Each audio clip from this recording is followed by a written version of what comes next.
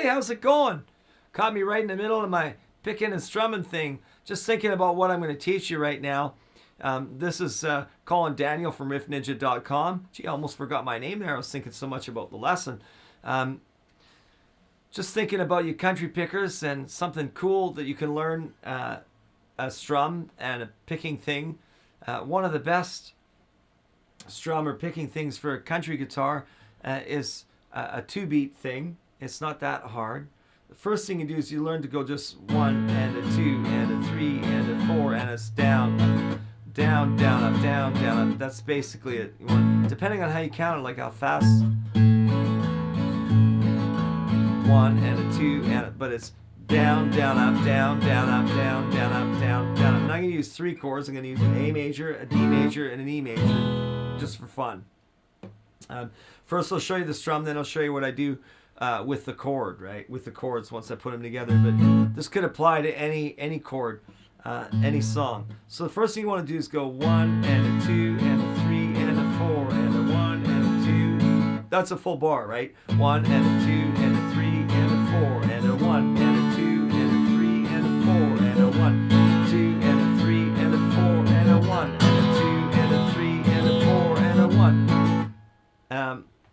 Down, down, up, down, down, up, down, down, up, down, down, up, down, down, up, down.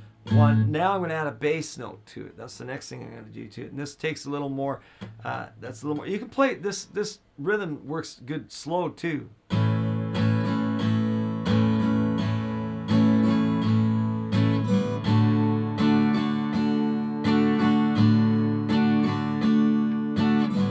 Right now, I was counting that as a full bar, right? Like 1 and a 2 and a 3 and a 4 and a 1 and a 2. So you can count it that way if you like. That's the easiest way, at least for today. There's other ways to count it too.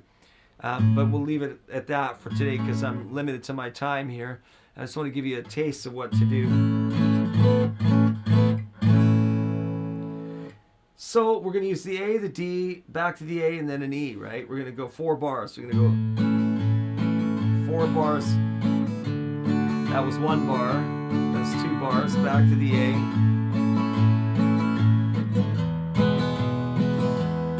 What I'm doing there is I'm substituting the first strum instead of going 1 and a 2 and a 3 and a 4 and a... I'm substituting the strum with a bass note. Now my A chord, the bass note is the open 5th string. So now I'll go 1 and a 2 and so bass down up, bass down up, bass down up, bass down up, bass down. Go do the same thing with the D chord. Now my bass note for the D chord is the open 4th string because that's the root, right? So that's 1 and a 2 and a bass down up, right? And the same for the E. My 6th string open will be the E bass note. 1 and a 2 and a 3 and a 4 and now we can put it together. I mean, you don't have to play the order that I'm playing it, but the strum's really good.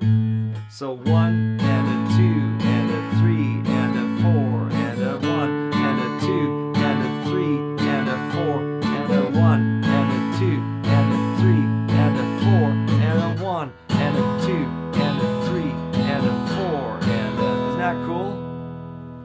1 and a 2 and a 3 and a 4 and a 1 and a 2 and a 3 and a 4 and a 1 and a 2 and a 3 and a 4 and a 1 and a 2 and a 3 and a 4 and a... I also call this a gallup strum, just like a horse galloping. Boom, da-da-boom, da-da-boom, da-da-boom, da-da-boom, da-da-boom. If you can hear the horse gallop in there, that's a good way to remember it. You have to count it for a little while to get the hang of it, but once you get the hang of it, it can be a very fast drum, different speeds.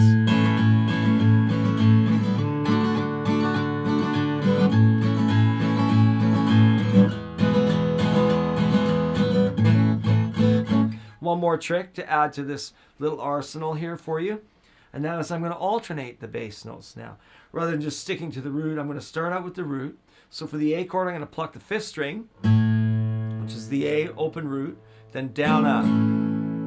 Then I'm going to pluck the 6th string, which is my low inversion E. It belongs in the chord, but it's lower. So I'm going to go 5th string, down, up for the A root. Always start with the root note when you're playing a chord. So root, then down, up, then my 6th string open, bass note, down, up, and I'm going to alternate. I'm going to go 1 and a 2 and a 3 and a 4 and now I'm going to go to the D. Open 4th string and open 5th string are going to be my roots now. 1 and a 2 and a 3 and a 4 and one more chord to cover. Now E, our root note's on the lowest string, so we can't go any lower or do any trick like that. All we can do is go to the next bass note, which is on the 5th string. So this one is reverse to what we're doing. See, when we played the A chord, we went open 5th for the root, and then our alternate bass note open 6th, and we went back and forth starting with the root. So root, then alternate, root, and then alternate. For the D chord, we used root, then alternate, and that was on the 4th string and the 5th. So D was our root, the open 4th string was our root, open 5th string is the alternate bass for the D. So we went root and then the alternate bass, then root, then alternate bass. For the E though, our alternate bass is not you can't go any lower in the 6th string, and that's our root. It'll be on the 5th string, so it'll be 6th string and then 5th string. Root first though, right? And this is what it sounds like when we put it all together.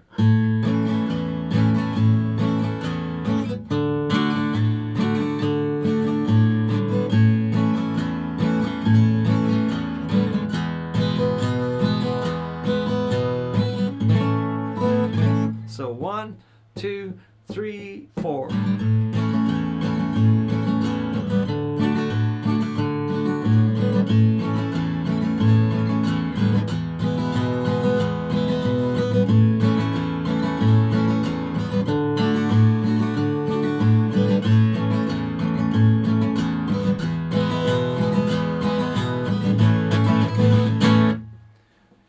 See, that strum sounds good slow or fast, so you can apply it to a lot of different songs. That's a very common country feel type strum.